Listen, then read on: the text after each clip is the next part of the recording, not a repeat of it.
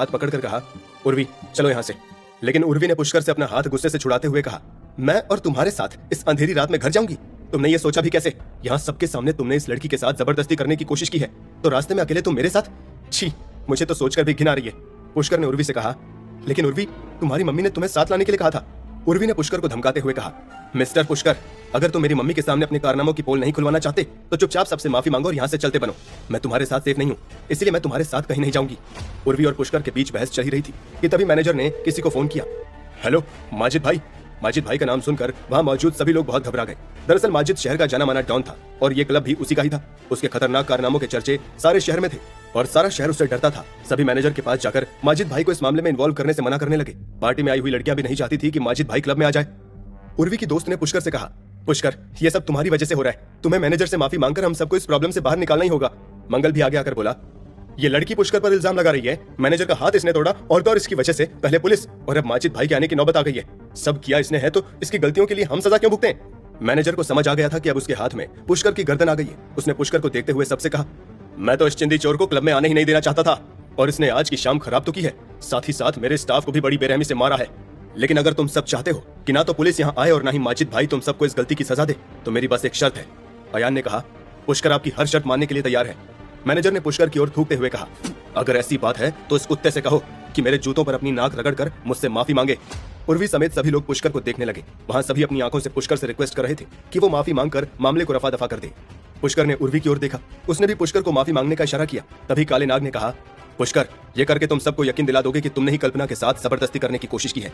तभी मंगल ने पुष्कर का ध्यान तोड़ते हुए उससे कहा, चल पुष्कर, जल्दी से माफी मांग ले, हम सारी रात इंतजार नहीं करने वाले हैं। जैसे ही पुष्कर ने कुछ सोचकर एक कदम मैनेजर की तरफ बढ़ाया, सभी ने राहत की सांस ली। सबको लगा कि अब पुष्कर माफी मांग लेगा और सारा मैटर यहीं खत्म हो जाएगा। मैनेजर अपना टूटा हुआ हाथ थामे सोफे पर बैठा हुआ था। अपनी ओर पुष्कर को बढ़ता हुआ देख उसने अपने एक पैर को आगे कर दिया। पुष्कर मैनेजर के ठीक सामने आकर खड़ा हो गया और उसे देखने लगा। मैनेजर ने पुष्कर से कहा, अबे साले सड़क छाप, देख क्या रहा है? मेरे पास इतना टाइम नहीं है, चल जल्दी से मेरे जूतों पर अपनी नाक रगड़ और माफी मांग। तुझे बस 100 बार ये कहना है कि मुझसे गलती हो गई। पुष्कर मैनेजर की तरफ आगे झुका तो मैनेजर ने सबको देखते हुए कहा, देखा मेरे साथ पंगा लेने का अंजाम? ऐ चिंदी चोर, आज मैं तुझे तेरी औकात दिखाकर रहूंगा। और ये कहकर मैनेजर ने अपने जूते पर थूक दिया और फिर पुष्कर को अपनी उंगली के इशारे से अपना जूता दिखाया। पास खड़ी उर्वी से ये देखा नहीं जा रहा था, लेकिन अयान, मंगल और वो सभी दोस्त जो पुष्कर से चिढ़ते थे, उसकी हो रही इस बेइज्जती पर मन ही मन हंस रहे थे।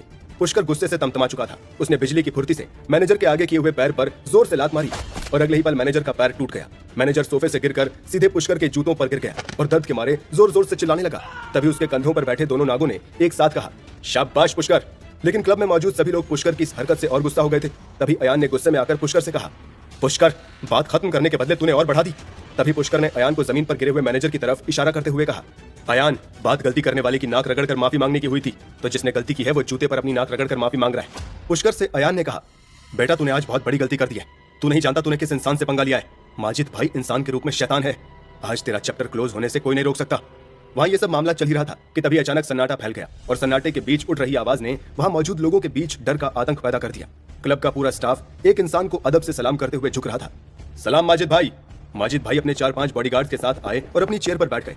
मैनेजर अपने पैर को घसीटते हुए उनके पास पहुंचा, लेकिन उसकी ये हालत देखकर माजिद मुस्कुराया और उसने अपना सिगार निकाला। डर के मारे अपनी टूटी हुई हड्डियों के बावजूद मैनेजर ने माजिद का सिगार जलाया। माजिद भाई ने अपनी भारी भरकम आवाज में कहा, तूने मुझे बुलाया, इसका मतलब दुश्मन दमदार है, लेकिन उसे मारने से पहले तू मुझे पूरा मामला समझा।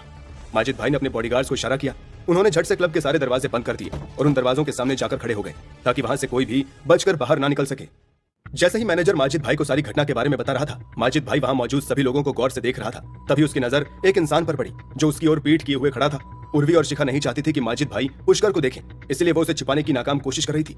माजिद भाई मैनेजर के हाथ पर अपनी जलती हुई सिगार लगाते हुए बोला, मैं सब समझ गया, लेकिन कुत्ते तुझे पता है ना कि मेरा वक्त कितना कीमती है, इसलिए अगली बार मुझे इतनी लंबी कहानी सुनाने की गलती मत करना।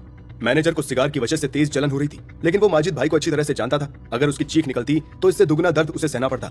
माजिद ने बैठे हुए ही उसकी ओर पीठ किए पुष्कर से कहा, अबे ओ, तू क्यों किसी छमिया की तरह मुंह घुमाए खड़ा है? जरा अपना दीदार तो करा, मैं भी तो देखूं शहर में कौन नया मर्द आ गया जो सीधे माजिद भाई से टक्कर लेने की हिम्मत रखता है। सबको पूरी उम्मीद थी कि आज पुष्कर गया।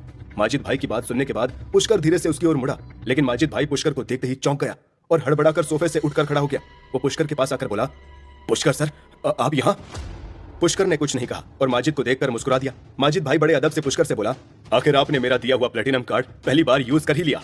ये हमारी खुशकिस्मती है कि आप हमारे इस गरीब खाने में आए। प्लीज आप खड़े क्यों हैं? आइए ना, बैठिए। माजिद की बात सुनकर सब हैरानी में पड़ गए। सभी लोग यहाँ जो कुछ भी चल रहा था उसे समझ नहीं पा रहे थे। माजिद भाई ने कुर्सी साफ की और पुष्कर को कुर्सी पर बैठाया। तभी माजिद के दो बॉडीगार्ड्स मैनेजर को पकड़कर वहां से घसीटकर बाहर ले जाने लगे। पता होना चाहिए कि हर कस्टमर के साथ कैसे पेश आना चाहिए। और ये तो पुष्कर सर हैं। लगता है तुम्हें बिल्कुल भी आइडिया नहीं है कि ये कौन है। इन्होंने ही। लेकिन तभी माजिद भाई को पुष्कर ने रोकते हुए कहा, माजिद भाई पहले आप अपनी वेट्रेस कल्पना से तो पूछिए कि आखिर हुआ क्या था। ये सुनकर मैनेजर की डर के मारे हवा टाइट होने लगी। पुष्कर ने कल्पना से कहा, तुम्हें अब डरने की कोई जरूरत नहीं है, तुम वही बताओ जो सच में हुआ था। लेकिन कल्पना कुछ कहती उससे पहले ही मैनेजर चिल्लाया, सर आप प्लीज मेरी बात सुनिए। मुझे लगता है कि ये कल्पना भी इस पुष्कर की साइड हो गई है। पता नहीं इस पुष्कर ने इसे आंखों आंखों में क्या पट्टी पढ़ा दी है, कौन सा लालच दे दिया है कि। तभी एक थप्पड़ की आवाज से सारा क्लब गूंज उठा। कल्पना अब और सहन नहीं कर पाई और वो मैनेजर को जोर से थप्पड़ मारकर बोली, माजिद सर सारा कसूर मैनेजर का है। पुष्कर ने तो इस मैनेजर से मेरी इज्जत बचाई थी, लेकिन इस कमीने मैनेजर ने मुझसे मेरी नौकरी छीन लेने की धमकी दी। मैंने मजबूरी में पुष्कर पर झूठा इल्जाम लगाया था। सभी कल्पना की बात सुनकर हैरान हो गए। उर्वी को भी एहसास हो गया था कि अब तक पुष्कर जो कह रहा था वो सच है, लेकिन पुष्कर की वजह से उसकी बर्थडे पार्टी खराब हो गई थी। इस बात से वो अभी भी गुस्से में थी। मैनेजर माजिद भाई के सामने गिड़गिड़ाया, सर ये घटिया लोग मुझे आपकी नजरों में गिराना चाहते हैं। माजिद भाई अपनी जगह से गुस्से में उठकर बोला, घटिया ये नहीं तू है मैनेजर। मैंने पहले भी तेरे बारे में कुछ बातें सुनी थी, लेकिन आज तो तूने हद ही कर दी। तुझ जैसे कचरे के लिए मेरे क्लब में कोई जगह नहीं है। और माजिद भाई के एक चुटकी बजाते ही उसके बॉडीगार्ड्स ने मैनेजर को क्लब के बाहर फेंक दिया।